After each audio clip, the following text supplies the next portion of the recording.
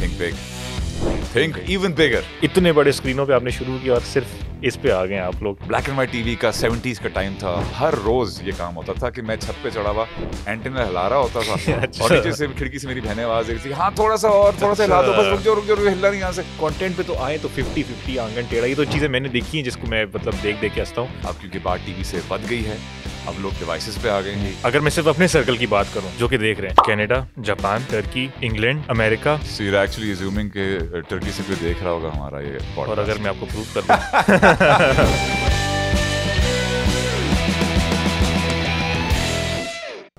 Welcome to show जी, मेरा नाम है सरदार जिन खान और मेरा नाम है मोहम्मद अयान अचकजई। कैसे हैं जिन भाई? मैं बिल्कुल ठीक हूँ। How are you? अल्हम्दुलिल्लाह, doing good. We're back with the second episode, technically the first episode episode. because the first उसको हमने episode Yes. 0 बोला। बिल्कुल। So here we are with the first episode और आज हम Exactly. क्या बात कर रहे हैं यार? आज हम बहुत बातें कर रहे हैं। आज हमने मिर्चें खाई हुई हैं और आज हम बहुत बातें करेंगे। आज हम बात करेंगे कि हमारे इर्द गिर्द टेक्नोलॉजी और मीडिया और कंटेंट कैसे इवॉल्व हुआ है और आज हम जहाँ बैठे हुए हैं यहाँ जी। तक हम कैसे पहुंचे। जी, मैं एक तो पहले तो हमारे जो आपकी जनरेशन है, हमारे प्रोड्यूसर साहब की जो जनरेशन है, आप लोग को मैं सलूट करता हूँ। हाँ। आप लोग ने कहाँ से शुरू किया यार और कहाँ पे पहुँच गए। इधर इतने बड़े स्क्रीनों पे आपने शुरू किया और सिर्फ इस पे आ गए आप लोग। मतलब आप लोगों ने टेक्नोलॉजी की उतार चढ़ाव सब कुछ देखा है आप लोगों ने। That is true. Generation X और millennials बिल्कुल। I don't know, खुशकिस्मत या बदकिस्मत generations हैं जिन्होंने सारी एवोल्यूशन को देखा भी है और इससे बहुत कुछ खैर इसी ने इवॉल्व किया भी है एक्चुअली। जी। हम लोग ही है जिन्होंने सारी इस नहीं, पूरे मतलब मैं हैरान होता हूँ। मतलब देखिए ना, अब मैं अगर अपनी बात करूँ अपने जनरेशन की, जो जेन जी है, हमने शुरू किया, मुझे जहाँ तक आखिरी याद पड़ता है ब्लैक एंड वाइट फ़ोन्स थे। ब्लैक एंड वाइट फ़ोन से शुरू किया, फिर वो बीच में दौर आया जब टेढ़े मेढ़े फ़ोन थे जिसकी स्क्रीन घूम जाता था, जो कभी इतने साइज़ के होते थे और पतले से होते थे, वो फ़ोन्स थे।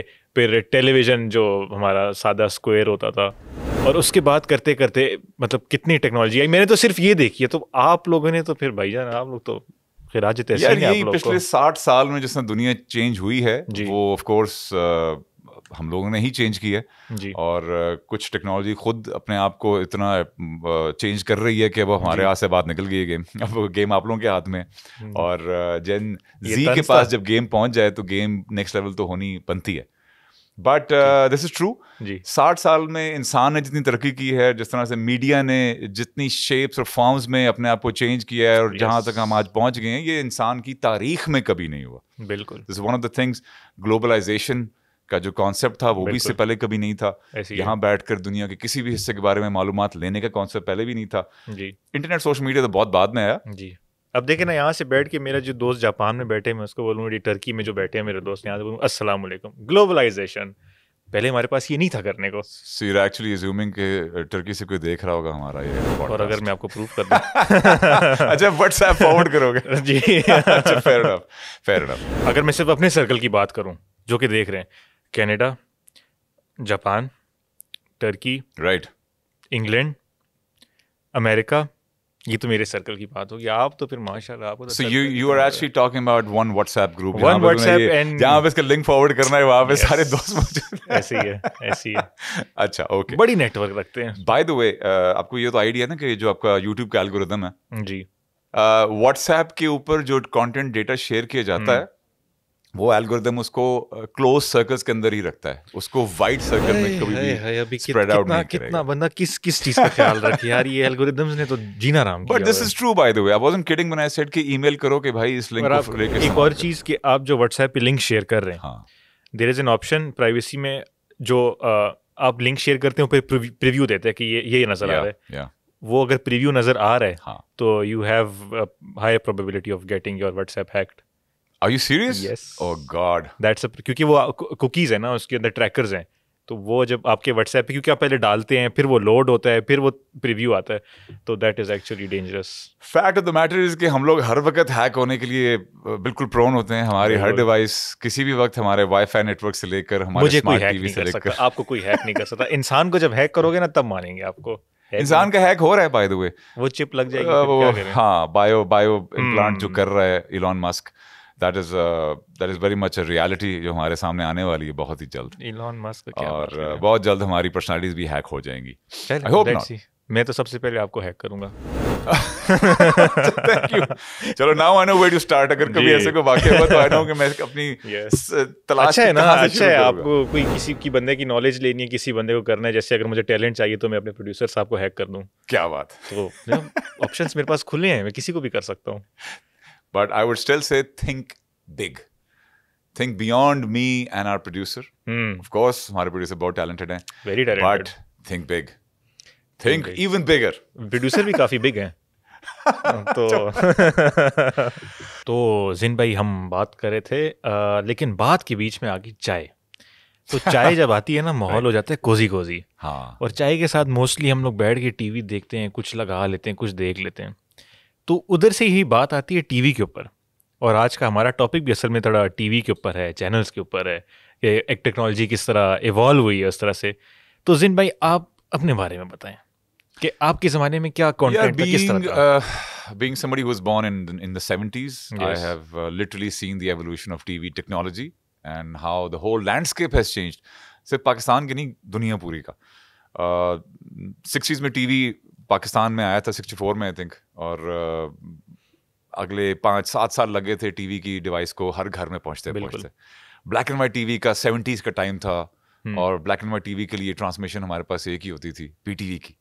पीटीवी ने जो ज़बरदस्त काम किया बैक इन द डे, लोगों को एंटरटेन करने का, एजुकेट करने का, अवेयरनेस फैलाने का मुख्तलिफ चीज़ों के बारे में, हमारी एक नेशनलिस्टिक स्पिरिट को उन्होंने जगाया, हमें एक यूनिफाइड आइडियोलॉजी की तरफ हमें लेकर गए एज ए नेशन। तो आई वुड से कि पाकिस्तानी कौम के लिए पीटीवी का किरदार तारीखी तौर पे एक ऐसा ही रहा है कि एक जैसे एक माँ का किरदार होता है कि जो अपने बच्चों को गाइड करती है। बिल्कुल। अब वो उसमें आपको कंटिन्यू करता हूँ कि अब जिस तरह हमारे मोस्टली चैनल्स प्राइवेट हैं इस तरह से, और हम देखते हैं मोस्टली जो प्राइवेट चैनल्स हैं, जो भी उनको अगर कोई बैक कर रहे हैं, और जो हमारे सीनियर डायरेक्टर्स वगैरह भी हैं, ये वो जिस तरह शोएब मंसूर एक बहुत बड़ा नाम है, उन्होंने हमें बहुत अच्छा कंटेंट दिया है, जिसमें मैं पर्सनली अल्फा ब्रावो चार्ली तो देख के फिदा हो गया था। और उससे पहले सुनहरे दिन था, उसमें मेरे वालिद साहब भी थे, तो एक सीन में उनके खैर छोटा सा क्लिप था।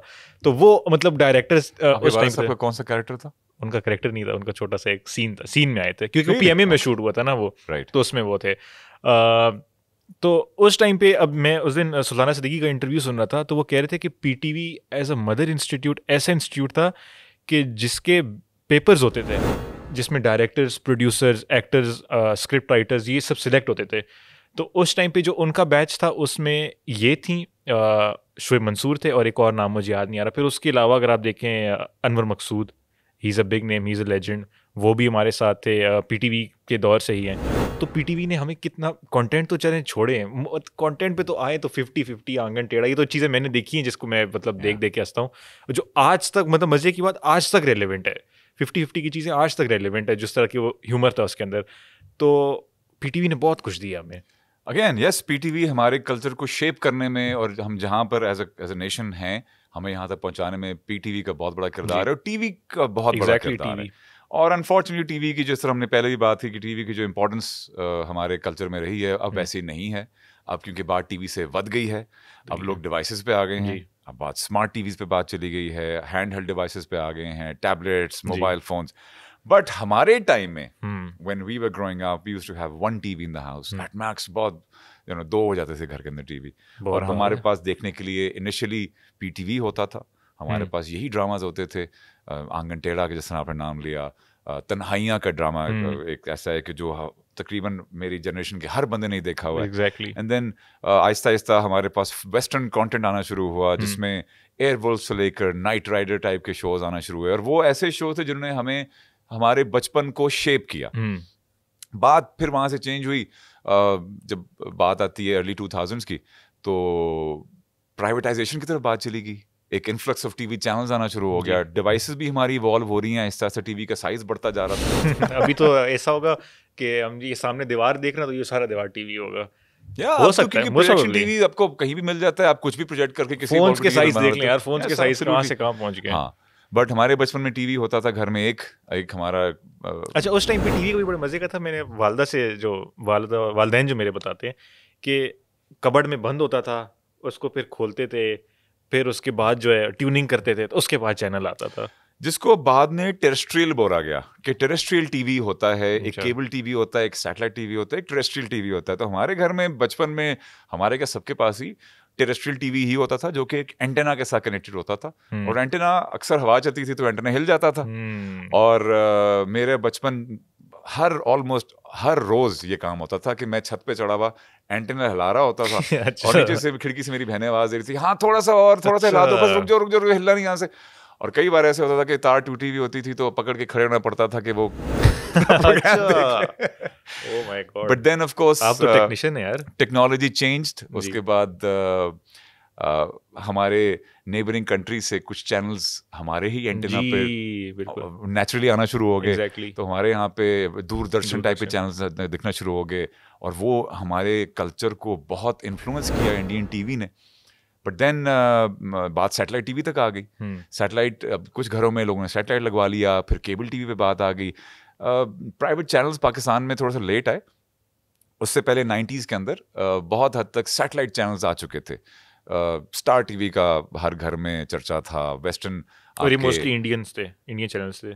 हाँ, इंडियन लेग थी या तो इन चैनल्स की, या वो पर्टिकुलर इंडियन चैनल्स ही थे, और वो सैटेलाइट पे अक्सर आते थे। बट देन 2000 में हमने फैसला किया कि हम अपने मीडिया को इतना इवॉल्व करेंगे कि हमें वेस्टर्न मीडिया की या नेबरिंग मीडिया की ज़रूरत ना रहे। तो उस पॉइंट ऑफ व्यू से बहुत सारे लोकल चैनल्स ने जन्म लिया, जिसमें जियो भी है, ARY भी है, और ABT चैनल्स का जो शुरुआत हुई थी वो भी 2004 में ही हुई थी जी। और फिर डेमोग्राफिक्स पे भी बात आना शुरू हो गई कि यार अब हर पूरे मुल्क में सब लोगों ने एक चैनल तो नहीं देखना, और हर एक टाइम पे लोग एक ही तरह की चीज़ देखना नहीं चाह रहे होते। तो बहुत सारी एक्सपेरिमेंटेशन हुई, बहुत सारे फॉर्मूले बने, कुछ क्रैक हुए, कुछ नहीं हुए, चैनल्स की बहुतात आना शुरू हुई, म्यूजिक चैनल्स आए, न्यूज़ चैनल स्पेशलाइज किए। कंटेंट फिर भी टीवी तक महदूद था, जब तक आपके पास हाथ में एक कलर्ड डिवाइस नहीं आई थी, जब तक सोशल मीडिया नहीं आया था, तब तक फिर भी चैनल्स की हमारी जो टीवी देखने की जो हमारी जो आदत थी वो काफ़ी हद तक उसी हिसाब से थी जिससे मेरे बचपन में थी जी, कि हम इकट्ठे बैठ के देखते थे। हाँ, हमारे आपस में कुछ नोक झोंक ज़्यादा होगी कि भाई चैनल चेंज कर दो, ये चैनल लगाना, वो चैनल निकल लगाना, या यार अब तुमने 15 मिनट वो चैनल लिखा था, मेरी ये बारी नहीं। तो जब चैनल नहीं थे तब क्या करते थे आप लोग? चैनल तो बहुत बाद में, यही तो, लेकिन चैनल जब नहीं थे तब हमारे पास ऑप्शन भी कोई नहीं था जी। इसलिए हमारे प्रोग्राम्स की चॉइस में कोई फर्क नहीं था।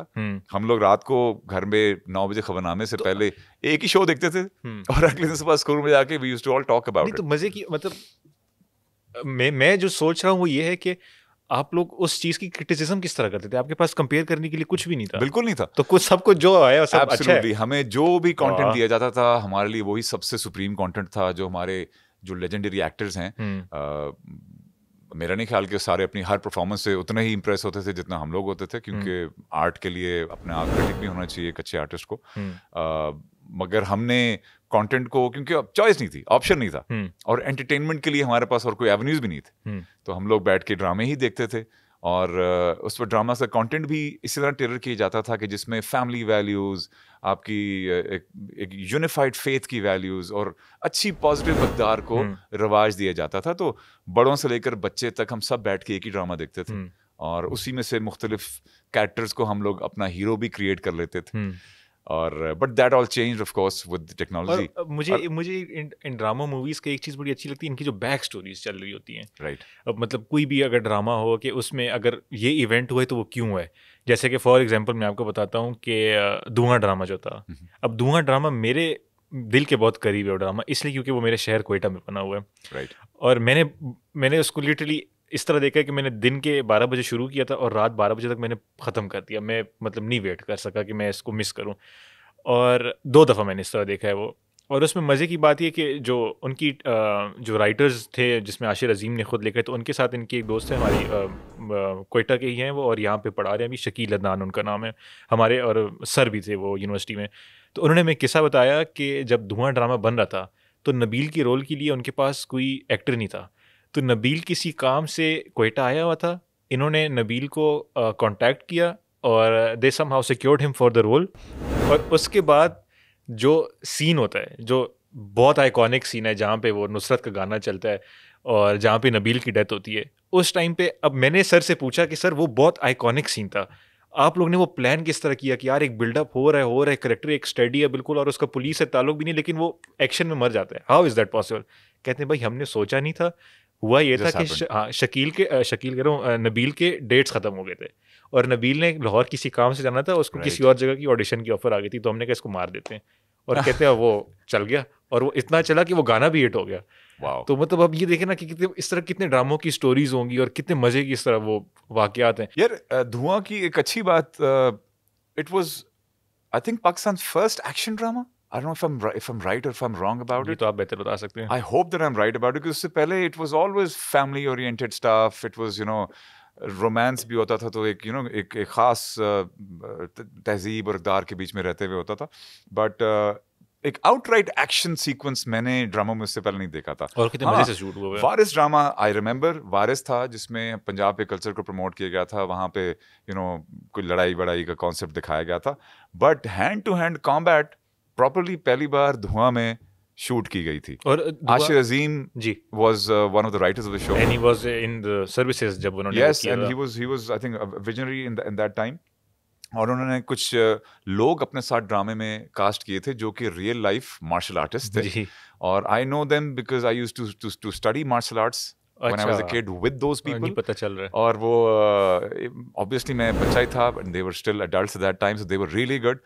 और I saw those mentors and colleagues of mine fighting, doing their taekwondo and their and the karates on screen, and it was quite a sight. और वो देखिए ना pretty amazing back उस टाइम पे पीटीवी पे जो मैंने सुना है कि सेंटर्स में कंपटीशन हुआ करता था कि यार लाहौर सेंटर से आया है, कोयटा सेंटर से आया है, और मोस्टली जो मेरे ख्याल से डोमिनेट करता था वो लाहौर सेंटर था।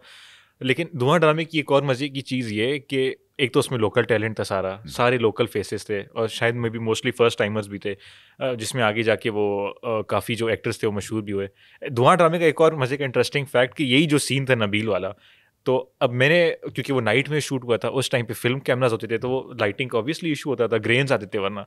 तो मैंने उनसे पूछा, मैंने कहा सर आपके पास बजट भी नहीं था, कोयटा सेंटर के पास तो वैसे ही बजट नहीं होता और वहाँ पे इक्विपमेंट भी नहीं होता, आप लोग ने किया किस तरह? कहते भाई वो जितने भी लाइट्स वहाँ पे यूज़ हुए वो गाड़ियों के लाइट्स हमने लगाए हुए हैं, तो वो जितना भी सीन है, जो भी उसके अंदर लाइटिंग है, it's all with the help of गाड़ियों की लाइटें, वरना तो उसमें लाइट थी नहीं, क्योंकि वो रात को that makes a lot of sense, क्योंकि now that I recall the show, I remember कि कुछ सीक्वेंस ऐसे आपको फील हो रहा था कि वो लाइट यूनिडायरेक्शनल है। जी that makes a lot of sense. But again resources नहीं थे, बट विजन था, इस वजह से वो ड्रामा ऐसा क्रिएट किया गया बैक इन दैट डे, जो कि आज तक आपको और हमें याद है। बिल्कुल। और ड्रामा तो आज भी बन रहे हैं, ड्रामा का एक बहुतात बन रही है, इतने ड्रामास हैं कि हमें पता ही नहीं है कितने ड्रामास बन रहे हैं पाकिस्तान के अंदर।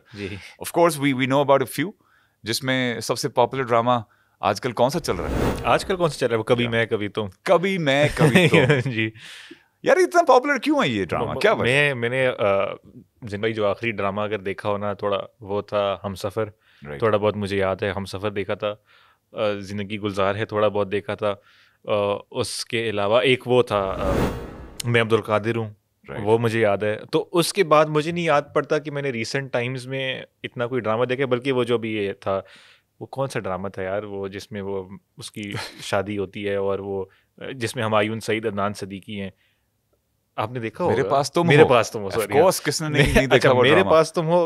मैंने थोड़ा बहुत टिडबिट्स देखे थे, लेकिन जो उसका फाइनल एपिसोड था, क्योंकि वो सिनेमा में लगा है और उसके इतना हाइप था उसका, तो मैंने कहा मैं फाइनल एपिसोड इसका देखता हूँ कि क्या हाइप है इसकी। और मैं इतना हंसा वो देख के, क्योंकि वो बंदा डेथ बेड पे है और मास्क उतार के आधा घंटा लगा हुआ है, मोनोलॉग दे रहा है अपना। हाँ, तो उसके ऊपर मैं इतना हंसा। पाकिस्तानी हमारे ड्रामे देखने के लिए you have to suspend your disbelief for a little while. Maybe. You know, understand कि हमारी जो प्रोडक्शंस हैं, हमारी जो सेंसिबिलिटीज़ हैं हमारे ड्रामा मेकिंग की, वो नहीं है जो कि आपको हॉलीवुड में या वेस्टर्न वर्ल्ड के अंदर मिलती हैं, but they are kind of a representation of who we are.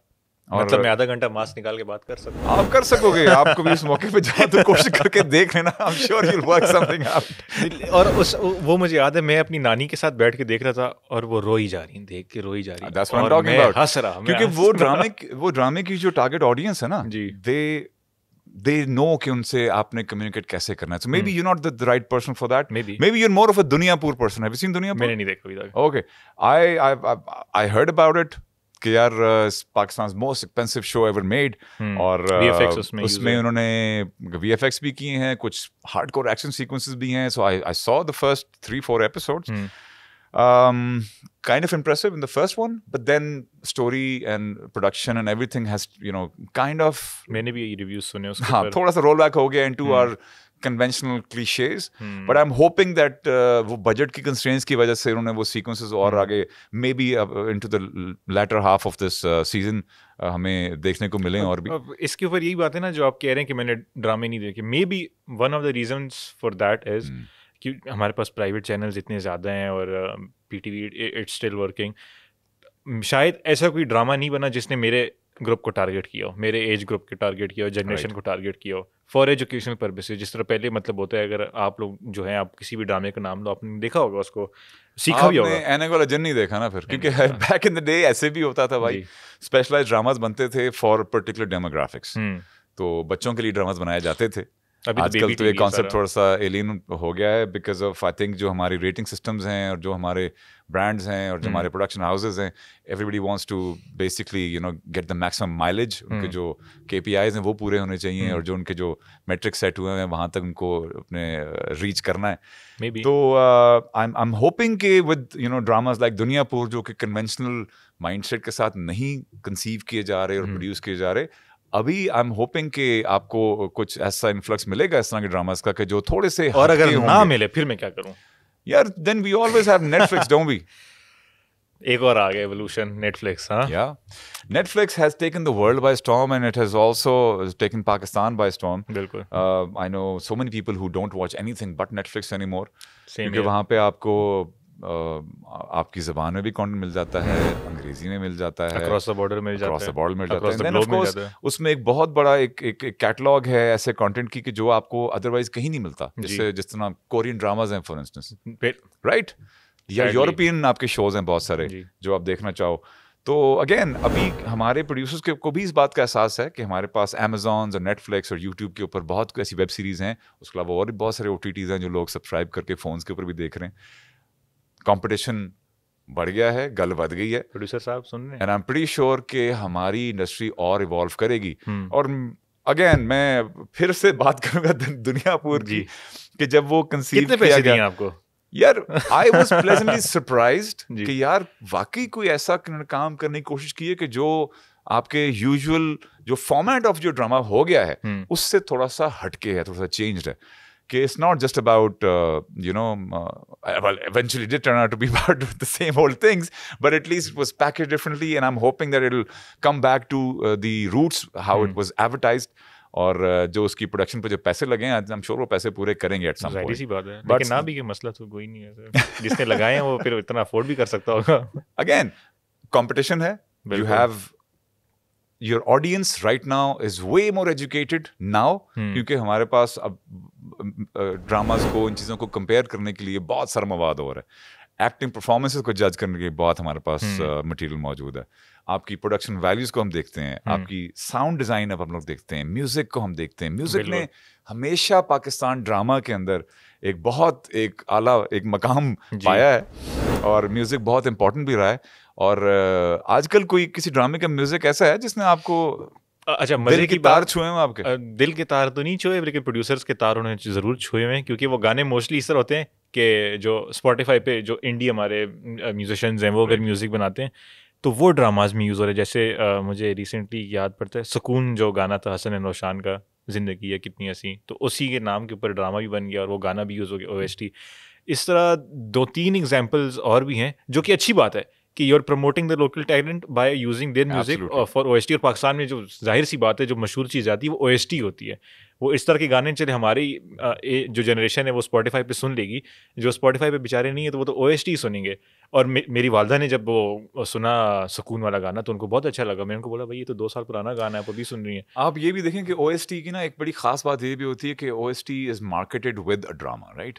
तो आपके ड्रामा के प्रोमोज अब कितने ज़्यादा वाइडली आपको अवेलेबल होते हैं. आप कुछ भी देख रहे हो तो बीच में प्रोमोज आ जाते हैं. पहले ये था कि आपको प्रोमो टीवी पे ही देखने को मिलता था, अब आप यूट्यूब पे आप कुछ और व्यू कर रहे हो, आप अपनी किसी और ऐप में हो, तो आपको एज एन एड आपको ड्रामे का मिल जाता है. And then that bit of music is usually thought to be iconic, right? जो भी बंदा क्रिएट करता है एक ऐसा बिट ऑफ म्यूजिक जो कि एक आपके ड्रामे की स्टोरी में से कोई एक सेंसिबिलिटी या कोई एक कनेक्शन या कोई एक कोई सेंटिमेंटल आपके लिए कोई वैल्यू लेकर ड्रामे की स्टोरी को कंटिन्यू कर रहा होता है इन स्पोकन और इन संग वर्ड्स. वो कॉन्सेप्ट जो स्टार्ट हुआ था, I think the biggest song that we had was Humsafar, right? That drama made so many stars. उसमें उसके ऊपर भी मेरी थोड़ी कॉन्ट्रडिक्शन है. Really? अच्छा, what's the contradiction there? Contradiction ये है कि it was a romantic drama, romantic उस रोमांस था सारा उसमें, मियां बीवी एज यूजुअल. उसमें गाना हमसफर यूज किया, प्राइमल ह्यूमन इंस्टिंक्ट है by the way, as usual. तो उन्होंने इसमें गाना हमसफर यूज किया, जबकि ये बना ही 71 सेपरेशन के ऊपर था. Maybe the choice wasn't. I never knew that. नहीं, जो वो हमसफर था. Of course I heard the song, I didn't know the background. तो अब इसका जो बैकग्राउंड है वो यही है कि it was written on the basis of 1971 Pakistan separation. वो इसके ऊपर बना हुआ है. तो अब आप मुझे बताएं कि does it make sense कि वो उस ड्रामे में वो गाना यूज हुआ. तो अभी उसके ऊपर यही कंट्रोवर्सी चल रही है कि रिसेंटली अवार्ड्स में मायरा खान ने उसके ऊपर डांस किया. तो लोग ये कह रहे हैं भाईजान ये तो उसके लिए बना था, आप कहाँ नाच रही हैं इसके ऊपर. Right, okay, I was completely aloof to this little bit of information, so thank you for educating me. So Netflix, Amazon, YouTube, इन सब की वजह से ऑडियंस अब एजुकेट हो गई है. हमारे पास कंपैरिजन के मैट्रिक्स मौजूद हैं, तो हमारे जो ड्रामा प्रोड्यूसर्स हैं उनको भी अपनी गेम अप करनी पड़ रही है. बट अब फिर भी देखो कि इवन जिस वक्त हमारे एक्सपेरिमेंटेशन चल रही है प्रोडक्शंस के अंदर, हमारे जॉनरास थोड़े से इवॉल्व कर रहे हैं, अभी भी जो सबसे पॉपुलर ड्रामा है पाकिस्तान में टुडे, वो कौन सा है? कभी मैं कभी तुम. और वो क्या वजह है? मुझे जहाँ तक लगता है कि उसका वजह ये है, उसका वजह जो भी है वो ये है कि फहद मुस्तफ़ा का return. Absolutely, Fahad Mustafa is an icon. Pakistan के एक लेजेंडरी हमारे एक्टर हैं और उनकी जो बहुत अरसे बाद वापस आए हैं टीवी की तरफ. And the way he is performing in this show with Hania, उनकी दोनों आपस की जो केमिस्ट्री है, उनको जो डायलॉग्स दिए गए हैं और उनकी जो सिचुएशंस क्रिएट की गई हैं, वो हर घर में पसंद की जा रही है. That I know for a fact. Exactly. I'm kind of worried as well कि एक तरफ आपके you're experimenting with productions and you know introducing high budgets and high concept, even though कि आप बच्चों को alienate कर रहे हैं, बच्चों के लिए कुछ नहीं आ रहा. कुछ भी नहीं है. मेरे लिए कुछ भी नहीं है. I feel for you, man. बस क्या करें. I have Netflix. But आपकी जो production values हैं वो change हो रही हैं. But are they performing on the same level as a show like कभी मैं कभी तुम? I don't think so.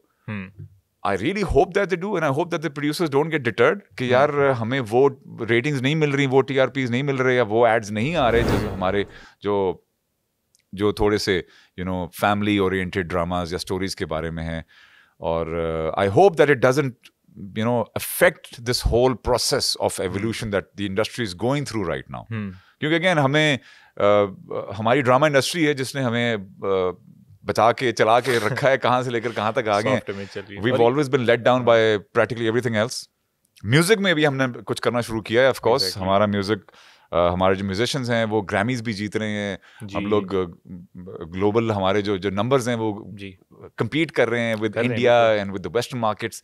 और हमारे गानों की जो रिकॉल है वो पूरी दुनिया में की जा रही है. रोज इंडिया में कॉपी हो रही होती है, राइट. हाँ, अभी जैसे कल एक गाना आया रेशमा जी का, बहुत हिट गाना था 80s का. उसके बाद जो है क्यूबी ने भी उसको गाया है, अखियां दे कोल कोल. तो छाप लिया उन्होंने, क्या कह सकते हैं.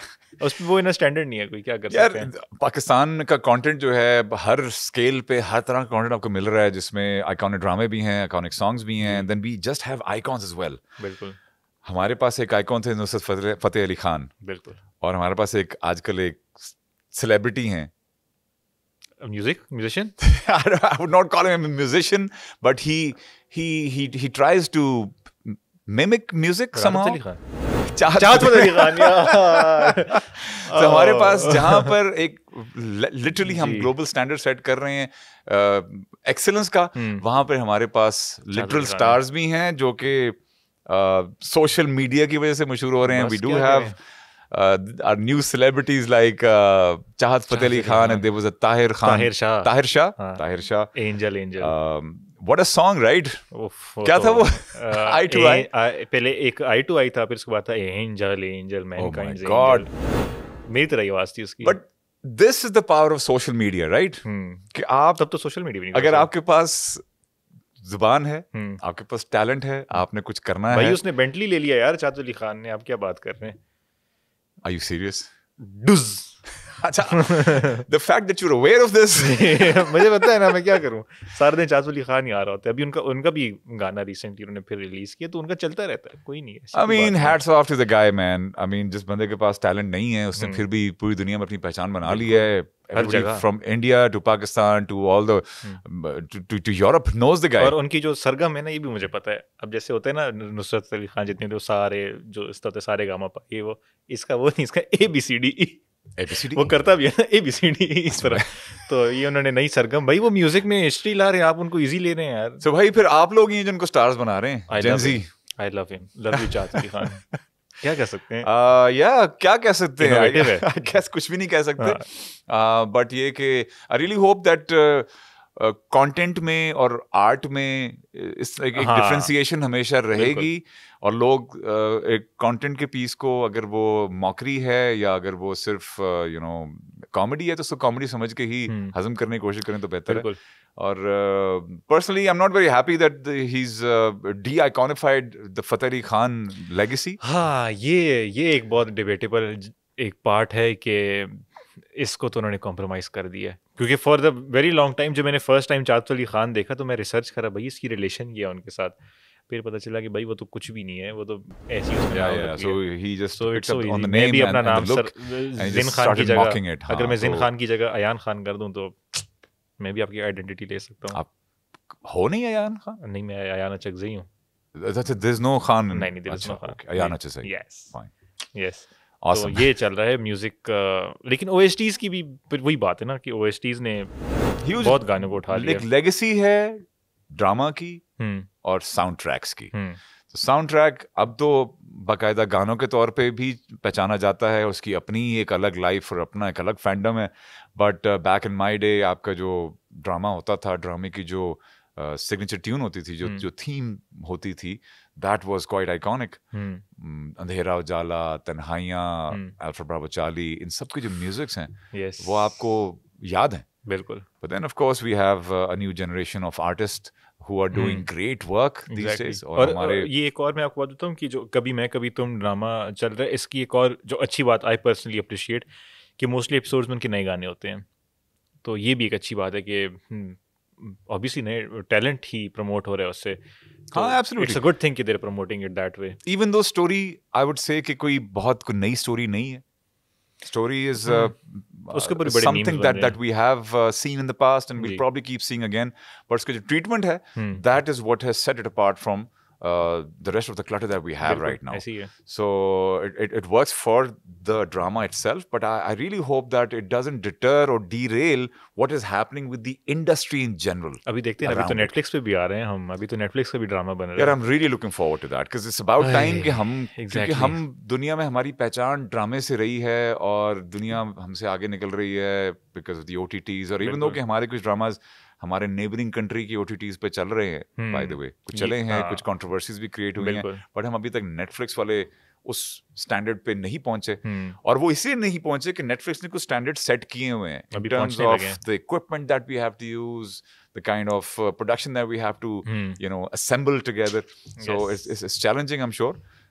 Coming with the legacy that we have, I'm sure it's going to be great. And नहीं, नेटफ्लिक्स पे आएंगे हम, नेटफ्लिक्स पे छाएंगे, फिर हम प्राइम पे आएंगे. अभी नेटफ्लिक्स पे जो ड्रामा आ रहा है, इसमें स्टार्स पता है आपको कौन से? फवाद खान और जो मोस्टली बड़ी है, जो सारे स्टार्स हमारे, जो सारे स्टार्स हैं वही आ रहे हैं जी. आई थिंक जो हमारी जो नेटफ्लिक्स की प्रोडक्शन पाकिस्तान की तरफ से पहली होगी, उसका नाम है जो बचे हैं संग समेट लो. यस, नॉवेल पे बेस्ड है. और it is led by Fawad Khan, Mahira Khan, Sanam Saeed and Ahad Raza Mir.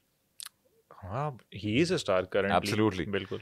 हमारे जो बाकी कुछ आइकॉन्स हमारे हैं, they are all supporting the lead cast, जिसमें हमजा अब्बासी हैं, बिलाल अशरफ हैं, माया अली, इकरा अजीज, हानिया, सारी इंडस्ट्री उधर चली गई है. Khushhal Khan, I am rooting for that dude by the way. Khushhal Khan, I think he is excellent on screen and he is doing a wonderful job. Nadia Jamil is there. What? Absolute love है Nadia Jameel. Umair Rana is there, and Wow. of course the iconic, the legendary Samina Ahmed is also on the show. Wow. So हमारी जो front line है, सारी front line वो तो almost. भाई loaded है, and I'm really excited. And I'm sure कि जो हमारी productions हैं, production values हैं, वो भी क्योंकि Netflix के level पे अपने लेकर जाना है अपने show को, तो we're going to do something special there, and this might tilt the industry in a different direction. होगा, ऑब्वियसली होगा, क्योंकि अब जो हमारे पिछले जो ड्रामाज आए हैं, जो जी पे आए थे, जी प्लेटफॉर्म पे आए थे, तो उन्होंने भी एक तरह से उसका लेवल तो उठा दिया है। तो अब जाहिर सी बात है, ये तो फिर नेटफ्लिक्स है, तो जायंट है, इसने तो फिर लेवल उठाना ही उठाना है इसने फिर।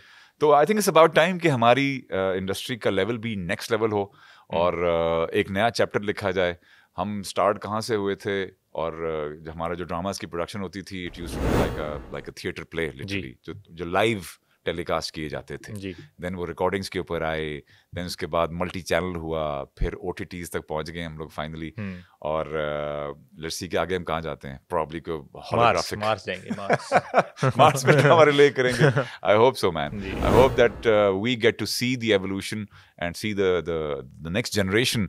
You guys take over the reins. देख के आप लोग थक नहीं गए हैं एवोल्यूशन देख दे? हम तो चलो अभी से देख रहे हैं, आप लोग तो सालों साल से देख रहे हैं यार। वो तो बस कर रहे हैं। ये एक एवोल्यूशन का प्रोसेस तो देखो खत्म तो कभी नहीं होता ना, हमने सिर्फ बहुत स्पीड अप कर दिया इन द पास्ट 50-60 years। ये हर चीज जो इवॉल्व हुई है टेक्नोलॉजी के साथ लेकर, वो इतनी स्पीड से हुई है कि ह्यूमन हिस्ट्री में काम कभी नहीं हुआ।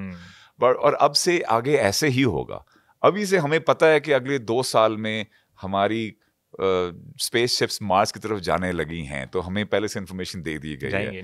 मून पे बेसिस बन रहे हैं, स्पेस में भी जा रहे हैं, एंड आई होप कि हमारी जो एंटरटेनमेंट इंडस्ट्री है वो भी इसी तरीके से अपने आप को इवॉल्व करे। हमारे जो स्टार्स हैं वो भी ऐसे ही आइकॉनिक काम करें कि जो अगली जनरेशन भी याद रखें। बिल्कुल, मैं तो याद रखूंगा, आप भी याद रखना, जिन भाई आप भी याद रखना। स्पीकिंग ऑफ याद रखना, प्लीज याद रखिएगा सब्सक्राइब करना, लाइक करना, शेयर करना, and we will be back with more gupshup, more discussion, another good time out very soon. तब तक के लिए अल्लाह हाफिज।